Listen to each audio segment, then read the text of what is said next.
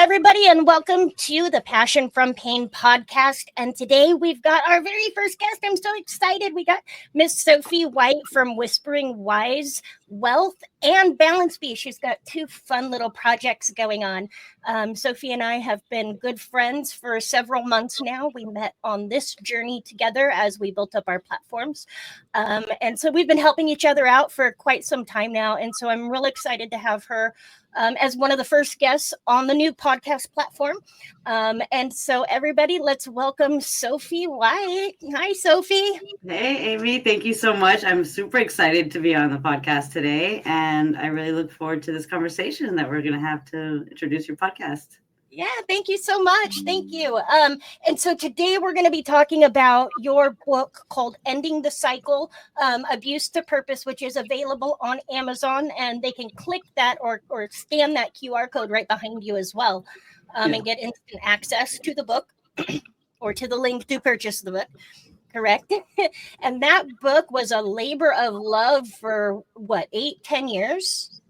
Yes. It took about, I wrote it about 8 years ago, and then I had to put it down for a little while because reading the stories of the traumas and the pain that I went through and the pains of the other women that I interviewed, it was too soon in my journey for me to go through that. I wasn't ready yet. I hadn't rebuilt my own life. I hadn't strengthened my own soul to be ready. So once I got to that point where I was stronger and, I had overcome all of the abuse and the toxicity that I had experienced, and I knew I was ready to finish a book, then I brought it back up and I got it done in about 4 months. So wow. Very, very excited. And it felt very, very good to finish it. I bet. That's impressive to finish that, get it from, dusting getting the dust off of it from so many years of putting it aside, and then in just 4 months finishing it and editing and publishing and getting the cover design. That's incredible. You had some drive and determination there. That's awesome. Well, I had an aha moment with my sister a couple of years back that I had, she was talking to her therapist, and her therapist told her that she thought that maybe I had ADD. And I was like, your therapist thinks I have ADD?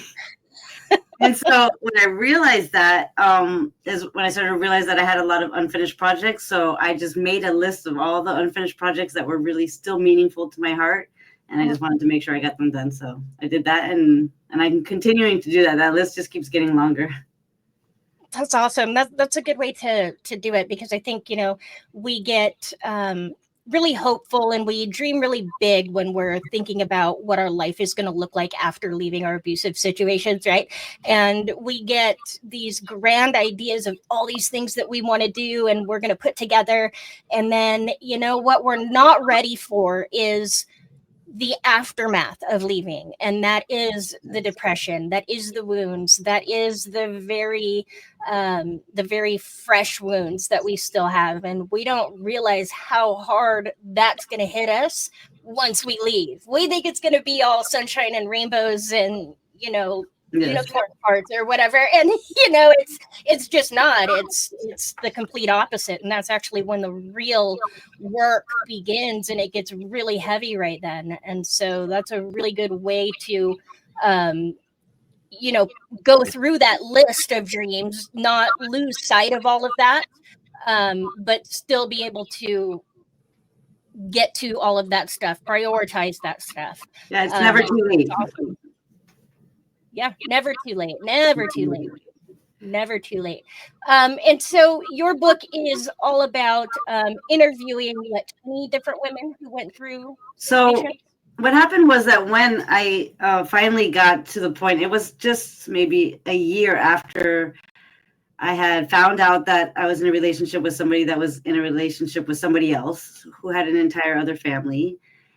Within 4 weeks of that time of that realization, I also had a 3-month-old child.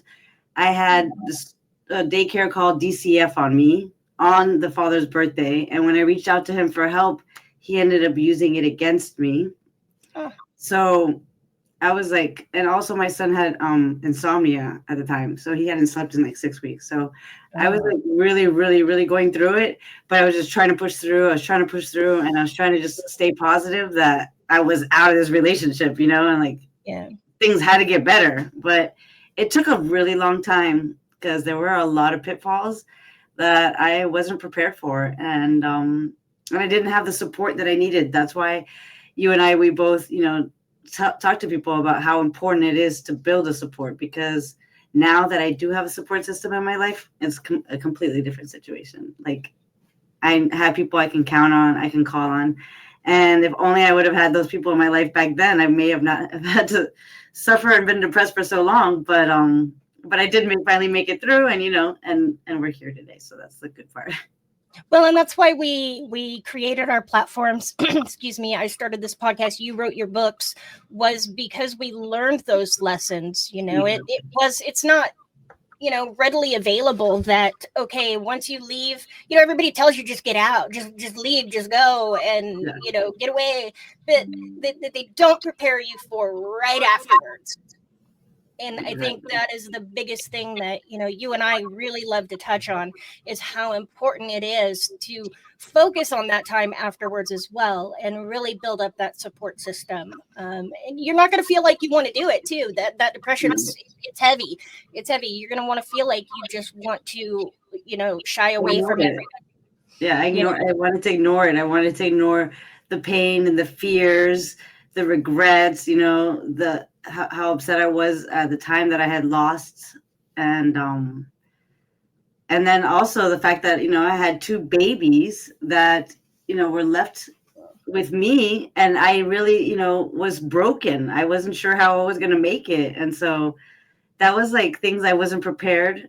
When I was leaving, I didn't think about all those things, but I didn't have a choice. I needed to stand up for myself. Obviously I was not going to allow somebody to have another family while they were with me. So it was a really rough time. And I just know that if I would have had the right resources to go through the pains and to go through, the hard times, and to have support and have to people, or a program like you created, or like the program Digging Deep, where we talk about these emotions and we really dig into those emotions to our core, then I think that it would have saved me a lot of time. And a lot of the pains that I had caused me to get into a form of dependency on alcohol abuse, substance abuse, to numb it, because I didn't want to deal with it, or be to deal with it instead of going to drinking. Because then I gained 100 pounds. And when I looked in the mirror, I didn't even know who I was anymore.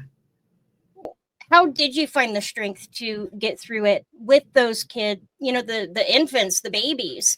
You're dealing with infants and toddlers at the exact same time, which is, a lot on its own. And then to go through that, and then having to do the infants and toddlers by yourself, no doubt. I mean, what did you do to pull yourself through? Well, I numbed myself is what I did in the beginning. It took a while before I had a wake-up call, and that's when I was able to just really take a different look and be like, whoa, this is not what I want for the rest of my life. I don't want to be this person.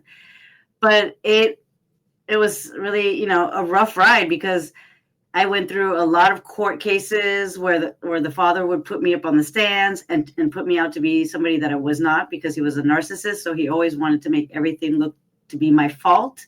And the way that the court system works, they twist your words so that they're saying what they want you to be saying, not what you really are trying to say. And that caused me a lot of anxiety, which caused me into deeper depression. And so not having any support through any of that was extremely difficult. And so it took a long time before I was able to heal from that. And shortly right after the court case happened is when, I had the wake-up call of my death experience that I've shared with you. And that snapped me to be like, I need to change my life. My kids are going to come first. And I started doing the work. And once I started doing the work, it was really hard, but I got through it. And I became a completely different person. And I lost 100 pounds, and I became sober, and I changed my career. And and I changed the people that I surround myself with. And I just can say that I couldn't be more like grateful that I did. I couldn't be more grateful. Yeah, and I think you did all the right steps there. And, unfortunately, it takes us getting to that point of, what that rock bottom is, or that point that we are just completely disgusted with where we are, and you went through that twice, once with, the relationship with Yeah. your children's father, and then again, with how you were dealing with what you were going through. And so you kind of got hit with a double whammy there, and then all of a sudden you're like, okay, this is it, I'm done. I'm not doing this anymore. Gonna figure out a Mhm. different way. And then so you found a different career, which was one, writing these books, and then two, what career path did you end up going into after that? Well, so at the time I was running, I had two companies. I had a cleaning company and I had a all natural soap company. But the thing is that when you're working with people who are like on a day-to-day job where, they're, especially in Miami where I live, it was like people who just wanted quick money for, for alcohol or for, whatever fix that they needed at the end of the day. So the employees were not very reliable, and it became even a liability for me. And as I was cleaning up my life, I was like, I don't want to be associated with these kind of people. So I changed the employees I got. I started hiring only Hispanic women, but then I became their chauffeur. I was no longer a boss. I was a slave to the company. Oh, And so it just didn't make sense anymore. So yeah. at first I thought maybe I would go into real estate. I thought, like, I loved cleaning houses. I loved houses. That's probably the right path. And it was a struggle. It took me, 2 times for the class and about 4 times for the test. And I really never really understood real estate. At the end of the day, it's a lot of things in every direction. And, Yeah. but what it did do was it brought me to a real estate mentor who introduced me to the world of finance. And the way that she introduced it to me was, that you're able to help people write wills and estate plans. And after having that death experience and my children almost losing their mother and having nothing in place, that really touched me. And it kind of was a calling. And so I kind of jumped right on it. I did the whole entire class on one weekend on 48 hours. And, I took the test, and I just was really excited about the mission. And so I have been really excited about it, but at the same time, I didn't want to forget the thing that I wanted to do before, which was help women escape toxic relationships. So that's shortly after is when I started writing the book again. And I created a bunch of courses. I created courses to get out of a toxic relationship in 7 steps or 7 days. Then the course Digging Deep, which is dealing with the emotions after a toxic relationship. And shortly, I'm going to be releasing another course, which will be, reinventing yourself into the new person that you want to become, because everybody has dreams and wishes and they should fulfill them. That's awesome. That's awesome. And so your courses are available for sale on your website? Yes. And those courses are all on balance fees, including the book. And also the beginning of the journey is, are you in a toxic relationship? So I have quizzes to find out if you are, and it's 10 short questions. And at the end, it gives you a score, and you can find out how toxic your relationship, or if it's not as toxic as you think it is. Maybe you're the one that's a little bit difficult on the person. We never know, but you'll find out once you take that quiz. That's a really good point, because we all have our narcissistic tendencies, right? Exactly. We all have a little bit of that in ourselves, and we can all be, going through rough times, and the worst of us can come out sometimes, and sometimes the right person just brings that out in us. And so it's important to really think about that. I think one of the things that I love about mental abuse kind of becoming a popular topic, that you see on social media and everything coming out, talking about narcissistic abuse and whatnot. I love that it's coming out a lot more, and the conversation is being had a lot more freely about it. because it does get us to the point where we can maybe stop it before it gets to where it's physically violent and we're dealing with, those domestic abusive situations that are really violent. But on the other end, I think that there are a lot of people who are taking advantage of that conversation, and they see these quick little videos on TikTok and, there's like 3 signs and they're like, oh, that's it. My 20-year marriage is over. I'm glad that you have that part on there too, that they can go through a process and they can, really look at where they're at, look at the person that they're with, and, really make a judgment if this really is abuse or not. Right. Or if it's just a bad match. Exactly. What do you think? And what's crazy is that when I left the relationship, I had never heard of a narcissist in my life. Right, I never heard of it. And so about a year, maybe 6 months before I found out that he had another family, his first baby mama, because I'm number 3, had told me, do you think that it's possible that he might be a psychopath? And so that's what started like my research. And I was like, what is a psychopath? What characteristics? And then I was like, well, there's a lot that match. And then as I was, we broke up, I started doing more research on it because I was like, was I a victim of something more than I thought? And that's when I started doing the research, and then it was psychopath versus narcissist. And then I started really reading into those things. And I was like, well, he's somewhere in between. Get a little of both. To live and have 2 families for almost 7 years with children, that's not normal. I couldn't do it. Yeah, that's not normal.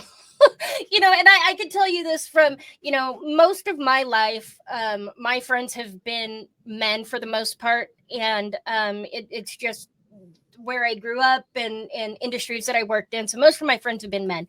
And I can tell you that for the most part, most men are like, hell no, I don't want 2 women. One is enough.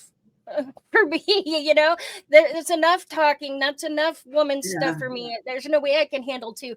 And so, it does take a special kind of personality to, have 2 completely different families and have 2 completely different, relationships going on. I mean, there is something going on up there for that. And then the way that he would manipulate it was like, if we had a disagreement, he was off, and then he'd go over there and disappear for a couple of days. Or if the house wasn't clean enough, even if he got here at midnight, he would leave.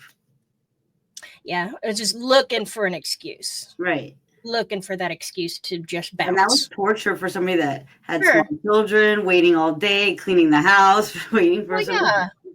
Well, and for anybody, for any woman, really. I mean, especially if you're home all day with the kids and you're waiting for him to come home and have like an adult conversation, and then they're like, oh, that's it, I'm gone. I'm out of here. I'm out of here. And that absolutely was, red flag number 1 right there. Any excuse to just get out, it's terrible, terrible thing. And so now, how long has it been now that you guys have been apart, since you left? Well, so my son just turned 11 months, and we separated when he was 3 months old. So almost 11 years. Oh, wow. Yes. Okay. So it's taken a while, like it did for me in my situation. It took about a decade to get there. It was about, I guess, seven years, because I've been, maybe 8 years. Yeah. 7, 8 years. And so I did meet, along shortly after we broke up. I had met a young gentleman who was very different than anybody I'd ever met, extremely intelligent and very handy. And he had been in a marriage for 20 years, but his wife was very heavy into drugs, in and out of rehabs.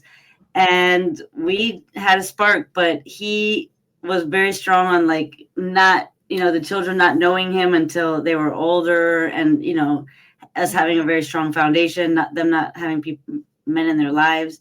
So, we built a relationship very slowly over the years, a very tight friendship and then, relationship as well. Now he's my wonderful husband. And I know what it's like to have a great husband and to have a healthy relationship. So, that's why I'm super grateful. But in the beginning of our relationship, we were both very broken. And I was like very hard because I was like, I'm not dealing with this. I'm not accepting this. I won't do it. Like, well, yeah, absolutely. And so it was very challenging to get into a relationship with so many insecurities. Mm-hmm. But, he really wanted, he really wanted us to be together. And we did have a very strong connection.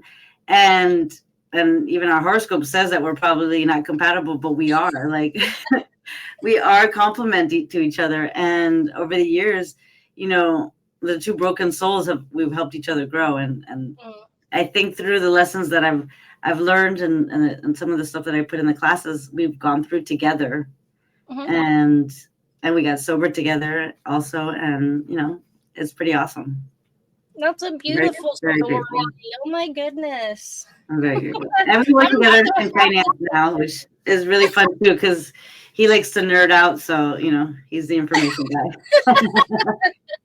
There you go. I'm so happy for you guys. That's awesome. And similar thing happened with me and Mike, my husband, he was coming out of a relationship with a narcissistic woman and mentally abusive woman. And, she almost took his freedom from him, almost put him in prison for the rest of his life. That's how, crazy she put it out there. But him and I did the same thing when we first got together. We were both very broken and we both had zero trust for anybody.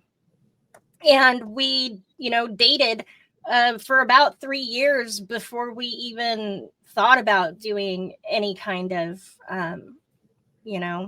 serious relationship, really. We lived about an hour apart that whole time. And so, yeah, I think building that friendship and having that understanding in the beginning that you're broken and that you guys are working on stuff, but still, wanting to be together, but understanding that you can't just, dive into and settle and stay there right after all of that, because both of your traumas are going to come out and they're going to come to the surface, and it's going to be very volatile, and there's going to be a lot of moments where you are dealing with the depression and you are dealing with the anxiety, and then him too dealing with his side of everything that he went through.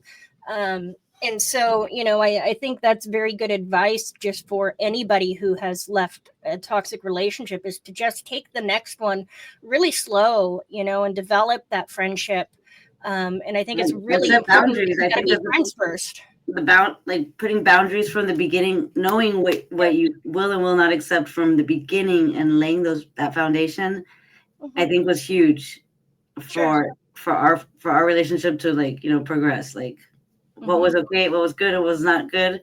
Because, when you're 35 years old, you've already, been mm-hmm. set in your ways. So you kind of have to, learn to be with somebody that you're willing to be in their ways too.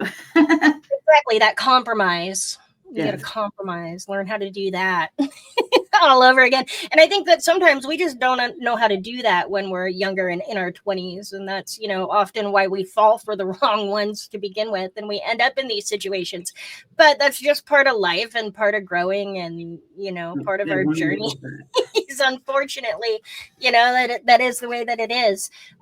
So what, one thing too is that, when we go on these journeys, and you and I have been through our worst parts, essentially. We did the healing, yours was almost a decade. Mine was almost 2 before I decided to do this. But the past does come back from time to time. Right. Yep. And even this far along, and I think that's another thing that a lot of people are not prepared for. And they just seem to think that they are broken and there's something wrong with them, because it does come back. And they let that depression kind of take over. And then they don't pursue the things that they want in life because they start believing they're not good enough or they don't deserve it, because, that all comes back. And so how do you deal with that? Does that happen to you? I know it happens to me. I have my moments where we know that it just happened to me this week. It just happened to me this week. So Um, it was my son's birthday. Was his youngest child, but now we know that he has another one. Mm-hmm. And he had promised him a pool party for about a week and a half. I didn't hear anything about it except for through the grandmother. And he said it was going to be on Saturday. So Saturday came around and it was my son's best friend's birthday as well. So I told the dad I would take him to the birthday party with his friend, and then I'd bring him to the grandmother's house. And I never heard from him. So no big deal. My kids are happy. They're here. They had a great time. Another friend invited them over. They went to play with another friend's house. They had cake at the other friend's house. It was the best weekend of their entire lives. Sunday rolls around at 3:00. He calls them. He's like, I'm going to be there in 45 minutes. Be ready. Because if they're not ready, he'll leave. And so they're ready, and they leave at 3:45 my house. And at 6:00, I'm getting text messages from my son saying, please come pick me up. My grandmother's driving me crazy. I want to leave. And I'm like, well, where's your dad? He left. Why didn't he drop you back off at home? He picked you up from the house. He's gone. Pick me up.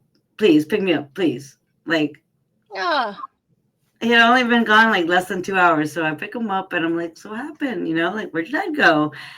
And I was like, what'd you guys do? And he's like, well, he got his Papa John's. And we went in the pool. Because the grandmother's had a pool there for, their entire life. And it's the first time they've ever been in. Oh, man. And so I just, casually was like, well, where was he in a rush to? And they were like, well, he had to go to the gun range. So I was a little pissed off, but I didn't bring that up because it's something that my son said to me. I was like, why didn't you bring them home if you picked them up? And reasonable thing to say, right? Hey, you picked them up. Why wouldn't you bring them home? Like, why are you making me go get them if you brought them from their house? So the next day, I get a text message that he's called his lawyers. He wants receipts for every single thing that I buy for the kids. He wants proof that all his money is going to the children, that I'm a horrible person, that the court system has showed that I have so much to hide, and all these just started on and on. Half of them were voice messages, so I don't even bother listening to those. I just leave them there saved. But it was the first time that my chest had gotten tight, because I've been able to be in control of it, because I'm like, he doesn't have control of me. But the thought of going to court does give me fear. It brings up fearful thoughts because it would give me a lot of anxiety. And in all these years, I haven't had to deal with any court system. So I've been able to become a lot stronger. So it was like a little bit of like a take back to those emotions. And it didn't just go away. It took a couple days. What helped was a suggestion from you. It was a big help to listen to some personal development. I listened to Mel Robbins. I listened to 2 episodes. One was how to get rid of night fatigue, which was huge. It was something that I totally needed to hear. And the other one was how to deal with a narcissist. And it was an interview with a lawyer. So that was a huge help. Second, another thing I shared was that in church, we were, at Bible study, me and my husband, we go every Thursday. We do a rooted course. And at the end, we always, talk about different things we want to pray about. And it was in my heart that I just was going to bring it up. And I did. And the entire room prayed for me. And that was super uplifting to my heart, to have the support of all these couples, knowing how hard the times I'm going through. And then again, today I had a meeting at my child's school. And even though it wasn't all positive about my child, the support from the teachers, knowing the efforts I put in, how much I do, how much I try, even though the progress is very, very slow, but it's still progress. It helped bring me back to remembering, that I got this, that he doesn't have that power over me. He doesn't get it. And so originally I did block him because I was like, I'm not going to let him control me. But this morning I was like, I got this. And I unblocked him, and I had the kids call him like it was normal, because he likes to call them every morning, and to show him that he didn't have the power. That was it. And, and I feel much better. That's awesome. That's awesome. I And feel it much only better took a because couple days. It only took a couple days it too. did. And it was the That's first one fantastic. that I've had. So it was like I was in shock that it was affecting me the way it was affecting me, but I needed to go through the process, Yeah, yeah. and And then take it it's back. gonna happen. It's gonna happen again and again and again. I can't tell you how many times it's happened to me where it just pops up. Like, hello, remember you have these problems, and we're just gonna remind you of it because we haven't in a while. So let's do that. Right? That's kind of the way life goes sometimes. But you Well, have, your tribe. One thing I talk about a lot is yeah, having that tribe. And super important. It helps so those much. find those people, get out there and get involved in something and find those people, even if they are on the other side of the country, because you are all the way in Florida and I Yeah, am here in Oregon, and we are 3 hours different. But you know what? We always find support each time other all the time. support each other and connect and make sure that each other's doing okay, and then if not, we figure out what we can do from where we are. And Exactly. sometimes it's just I'm always sending virtual hugs. Yes. And listening to the personal development, like sometimes, like I Yeah. think because I had been telling you, like I'd been feeling a little defeated and like Mm. I felt maybe I was getting sick and then I got attacked. So I was like, oh, that's what it was. And I used to listen to personal development every morning and I had kind of stopped. And maybe, that was the effect of stopping listening to it. Like it stopped giving me that like high energy that I was like on for months and months and months. And that was a reminder, like I listened to it this morning and like I feel like a new person again. So, There you go. that's what works for me. It doesn't work for everybody, but it's definitely was a reminder that was something that's really helping me in my journey is that constant. And I listen to all kinds of different personal development. It doesn't matter what it's about. It's not always about emotions and stuff. It could be about business, it can be about family, it can be about anything, but it's just that constant uplifting, learning more ways to become, a better version of myself. Well, and reminding yourself that everybody's flawed. That comes through the personal development messages. So it's Mm, not just us that has our flaws, but everybody is, and yeah. everybody's going through something. And I think that's one of the messages that comes through for me a lot, is that I am not the only one going through things. And that comforts me a bit. Not that I want anybody to suffer, but it comforts me to know that I am not the only screwed up person on this planet.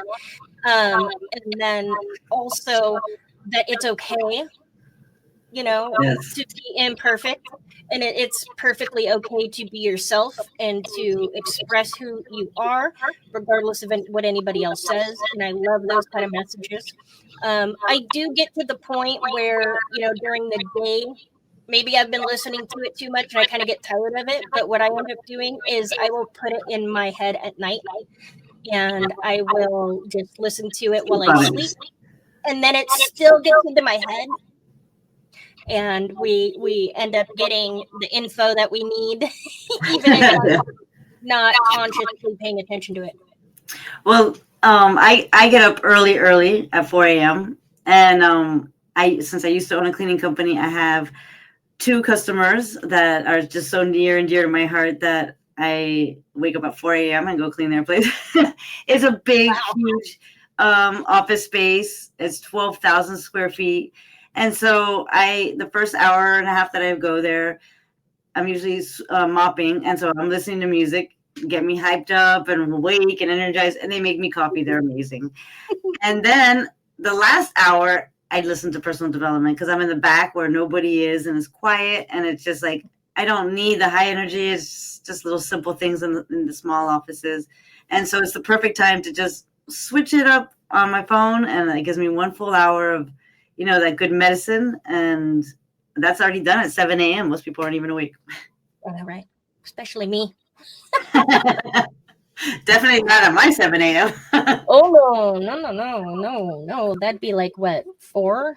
Yeah, that'd be the No time I way. usually wake Yeah. up. Chances are I've only been asleep for a couple hours at that point. I'm a Exactly. night And I'm a night I used to be, but one of my goals when I got sober was I wanted to be a morning person. So that's why I took on this job, and that's why I stay because it forces me Yeah. and it's great exercise and I actually have a lot of fun doing it. and everybody there is super nice. So it's like a win-win all around. Awesome. And I think that's what a lot of this is about, and a lot of recovering from all of this is about. And the abuse is, finding what we love and Happy places. Happy places, and surrounding ourselves with our people, and positive messages, and they don't need to be cheesy. They can be whatever speaks to you, for sure. I know some people, affirmations don't necessarily work, and they feel really silly doing it. Some people love doing it, so it is finding what works for you. Meditation never worked for me, but it does work for a lot of people. And so I do different things instead of meditation. So keep trying, because you will find what works. And, just always remember, it's going to come back. Just be prepared for it.